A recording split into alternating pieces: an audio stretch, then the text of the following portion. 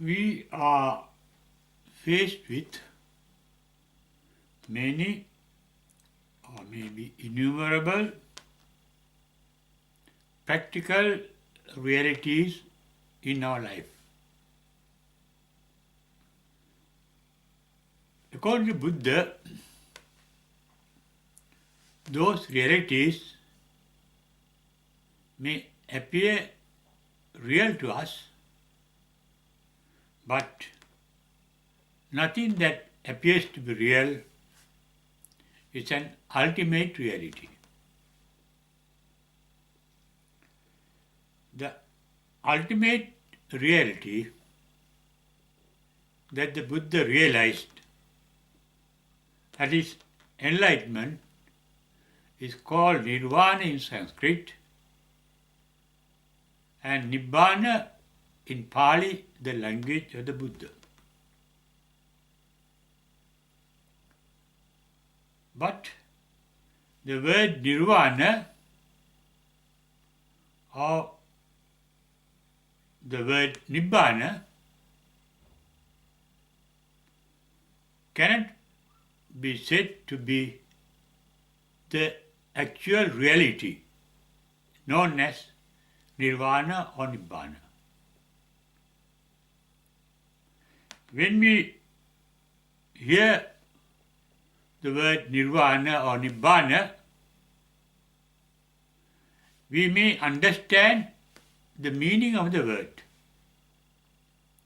That understanding is dependent on the knowledge of nirvana or nibbana that we have acquired in the past. And that knowledge is the sum total of memory we have retained in our brain.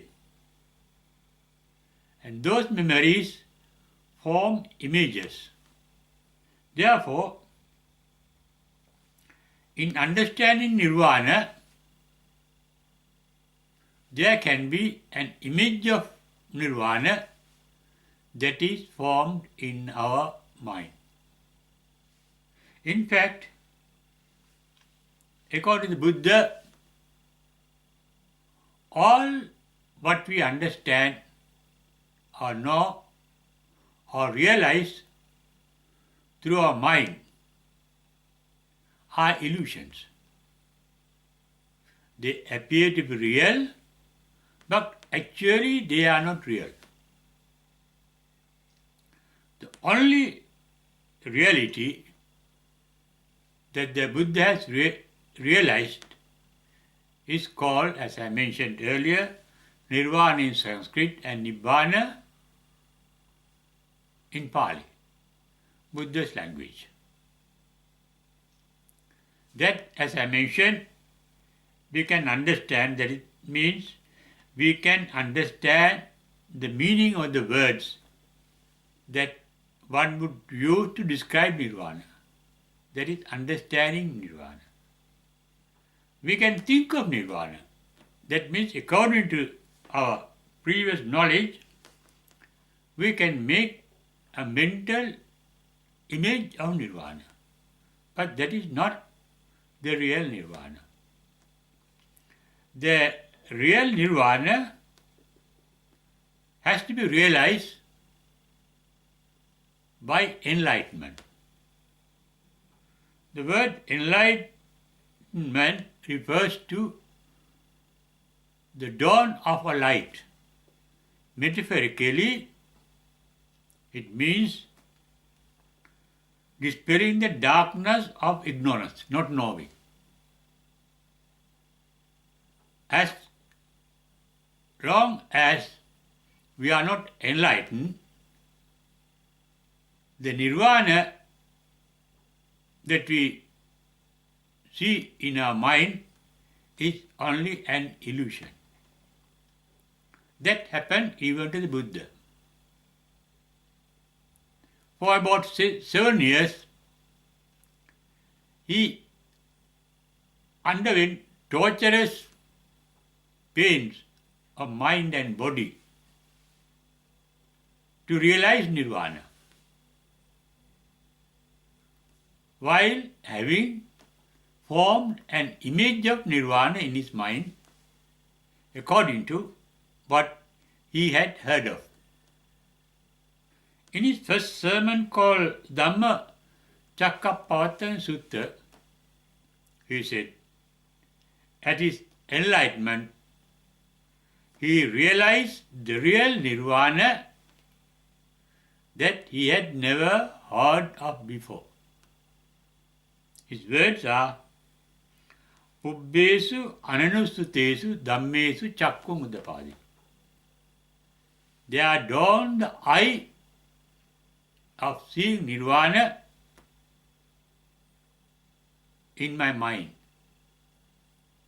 That eye is a metaphorical expression of a realization, not a physical eye or a mental eye. And that ability, that capacity, that insight we may call it, inner eye, at his enlightenment, Buddha had an insight into nirvana and realized nirvana. In realization, one becomes one with what is realized. In understanding, there is a person who understands, and there is a subject that the person understands. When one knows nirvana, there is nirvana, and there is a person who knows nirvana. When you think of nirvana, there is a thinker, and there is an image of what one thinks of. But in realizing nirvana, one becomes one with the nirvana. Like a separate drop of water get dissolved in a lake. After its dissolution, you cannot find that drop of water as a separate unit in the lake. It becomes one with the lake. Similarly, when one realizes nirvana, one becomes one with the nirvana. That is what happened to Buddha at his enlightenment. In a discourse called Vakkari Sutta that you get in the Samyutta Nikaya of the Buddha Jayanti Tripitaka, volume 3, page 206. In that discourse, Buddha said, Yo dhammam pasati, so mam pasati. Yo mam pasati, so dhammam pasati. The general meaning of this expression is, who sees nirvana sees me, and who sees me sees nirvana. Me refer to Buddha. Not the person called Buddha, the Buddhahood. Dhamma is used to denote the nirvana dharma.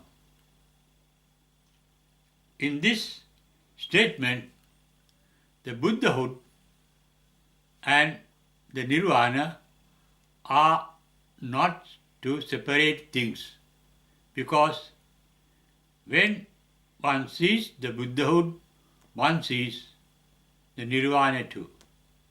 When one sees the nirvana, one sees the Buddha too. That means nirvana and Buddha has become one with each other. There is nobody else, nothing else other than the nirvana, in which the Buddha or the Buddhahood had gets dissolved, becomes one with. Even in meditation called absorptions. One may get absorbed in a trance or in a step on the way to nirvana. There are trances called first trance, second trance, third trance, fourth trance, etc. That is Patama Dhyana, Dutiya Dhyana, Tatiya Dhyana. There are steps to nirvana, stages. First stage called Sotapanna, second stage called Sakadagami, third stage called Anagami, and the final stage called Arahant. In each stage of the path to nirvana, one can get absorbed in that path, get dissolved in that step, that stage. But that doesn't mean one has perfectly become one with the nirvana. It is only at the enlightenment one can become one with the nirvana. And that reality is nothing else other than the ultimate reality in us. When you say in us, in our own mind. That ultimate reality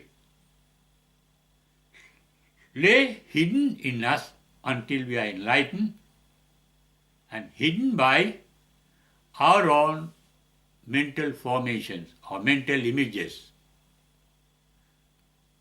made up by our own thinking.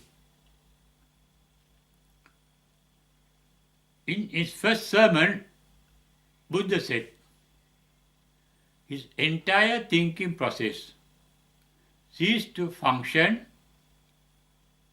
at his enlightenment. His words are, as we find in the first Paean of Joy recorded in the Jaravagga of Dhammapada, Buddha said, Visankara gatan chitta. Thought process completely ceased in my mind. That means no more thinking. It ceased because thought process is a product of a cause, a series of causes or a group of causes. The three main causes of the thinking process is referred to by the Buddha as raga, dosa, moha. Raga means liking, attachment to something. Dosa means disliking, resentment of something. Moha means ignorance, ignorance of the reality. Because we are deceived by illusions appearing as the real realities, though they are not realities. They are called illusions or non-realities because there is only an apparent reality, not an ultimate reality. All our ideas, all our images, all our opinions, all our beliefs, our entire knowledge, we can call apparent realities, but not actual reality. Because all our mental images, mental formation, ideas, opinions, convictions, etc. are formed by the data supplied by our sensory organs. Unfortunately, no sensory organ, eye, ear, nose, tongue, skin, mind, etc. They are sense organs. No sense organs can experience the actual reality, the ultimate truth of anything. They are deceived by apparent realities, and at the same time, even apparent realities, they can experience partially, not the complete. Our eye cannot see everything. It can see atoms or subatomic atomic particles. Our ears can't hear everything. The hearing capacity is limited, seeing capacity is limited, smelling capacity is limited. We cannot smell even in what a dog can smell. We cannot hear even what a dog can hear.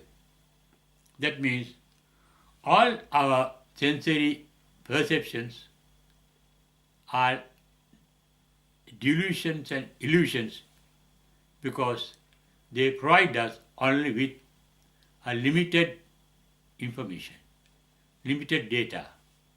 That too is distorted. For example, we may see a jumbo jet far away in the high sky as a small bird. Even the mighty sun or the moon we see as plates. But apparent reality is not the actual reality. But in realizing nirvana, one becomes one with the nirvana. That is why, as I mentioned earlier, Buddha said in the Vakkali Sutta, this course called Vakkali Sutta, that anyone who sees him can see the nirvana, and anyone who sees nirvana can see him, the Buddha. That means Buddha is nothing but nirvana, not that physical body. That physical body was a human body made out of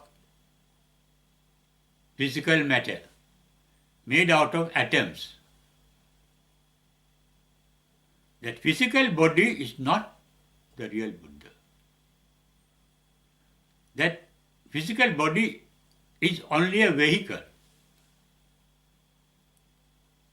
What is carried by that vehicle,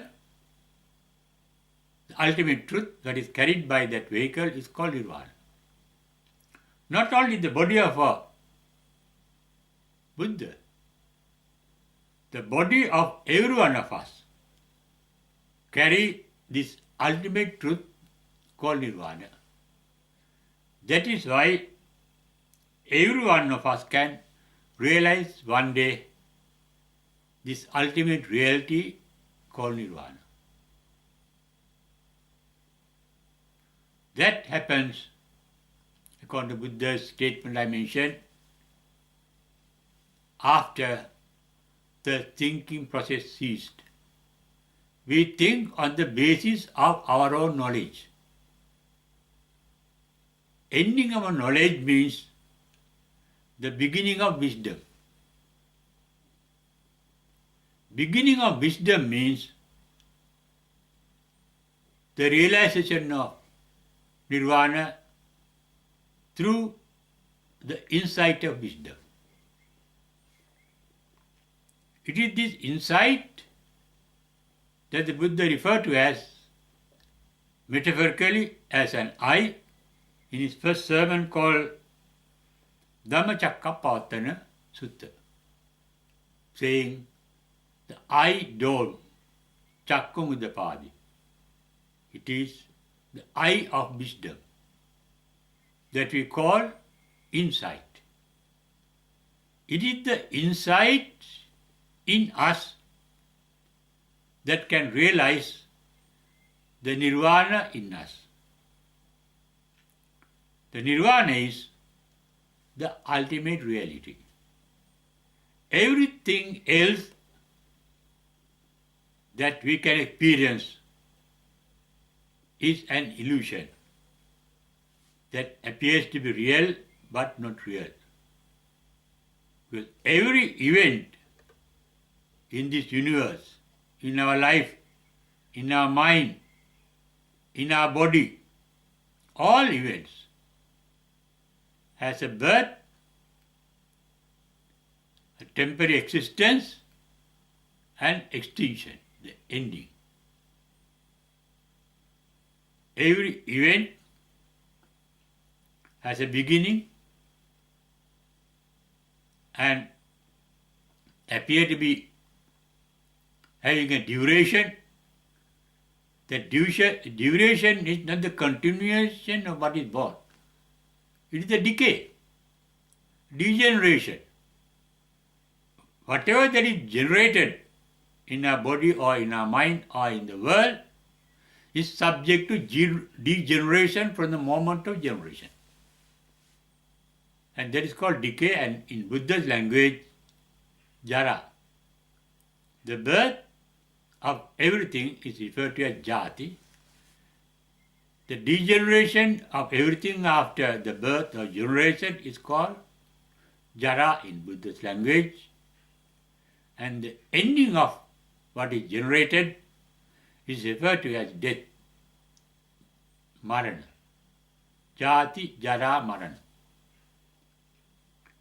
Every phenomenon in this material world has a beginning, has a duration, and has an ending.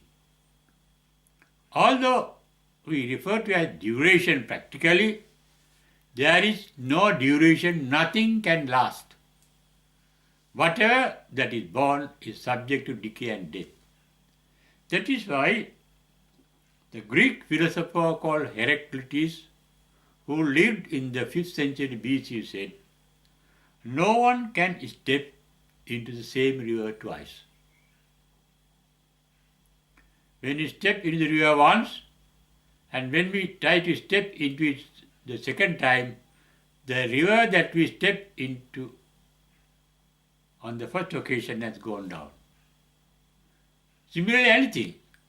When you have touched body or something once, when you touch it the second time, it has got changed. Because everything is dynamic. That is referred to by the Buddha as anaccata. Every material thing is made of atoms. Around the atom, there is a constant motion, revolution of electrons round a nucleus.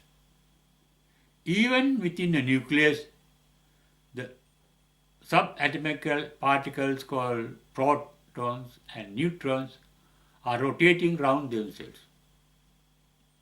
And those subatomic particles also, according to scientists, made out of quarks. Now the latest theories, the quarks are made of energy strings, string theory, that got developed from the 1970 to 1995. 5 theories of string theory got amalgamated, united into one theory called master theory or M theory. The basic fact revealed by that theory is everything is made of vibrations, and the difference between one thing and another thing is due to the different frequency of vibration, the different patterns of vibration. Electron is different from a proton due to the different patterns of vibration.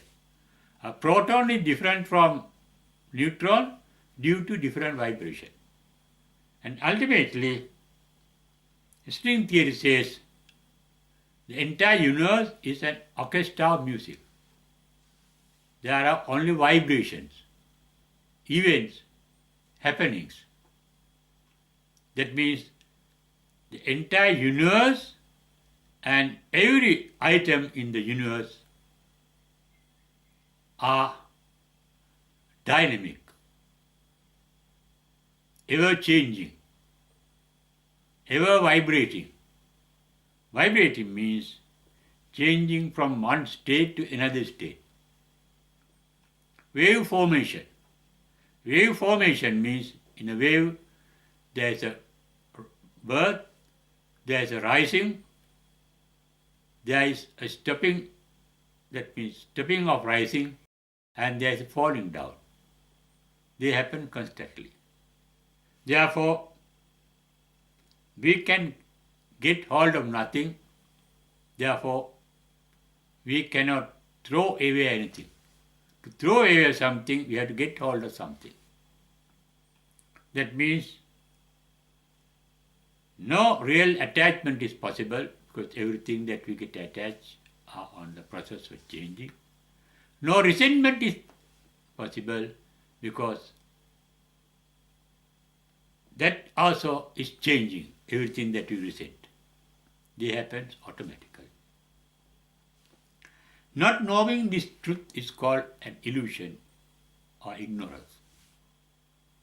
Enlightenment means the complete eradication of attachment, resentment, and ignorance, called raga, dosa, moha in the Buddha's language. That means when the mind is free from likes, dislikes, and ignorance, it becomes enlightened. Ignorance means dispelling of darkness. Dawn of light means the dispelling of the darkness of ignorance. Ignorance of what? The reality. Practical reality, as I mentioned now, is that everything is born to decay and die. That is why the first disciple of the Buddha, known as Kondanya, an ascetic,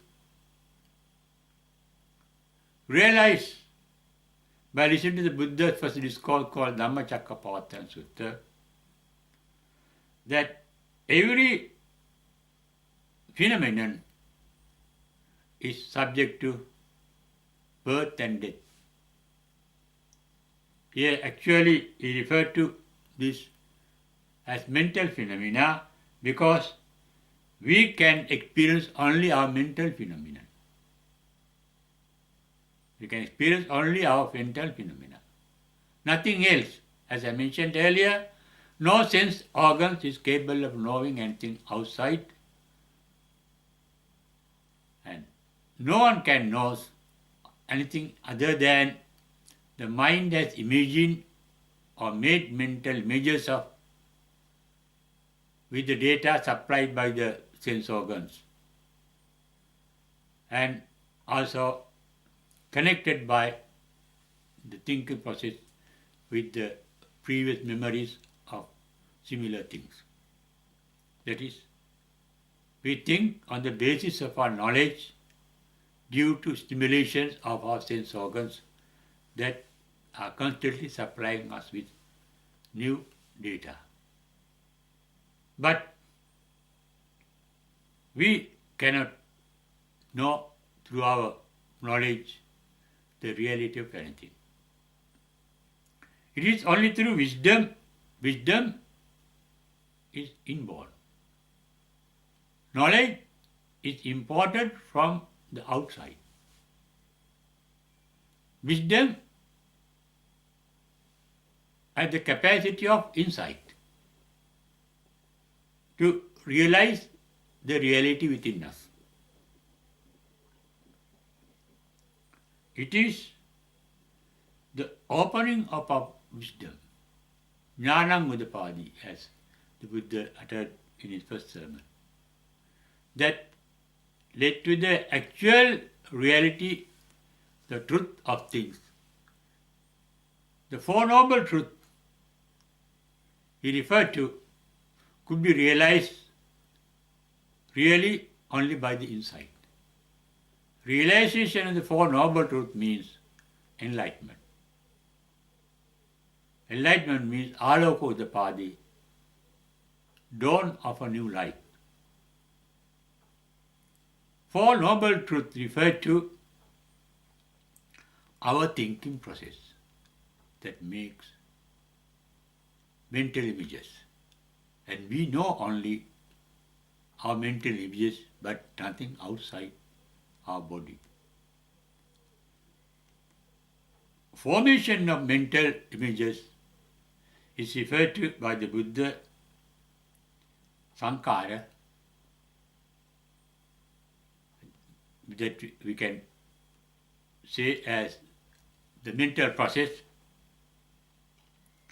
That mental process sees in the Buddha that is enlightenment, visankaragatan chitta.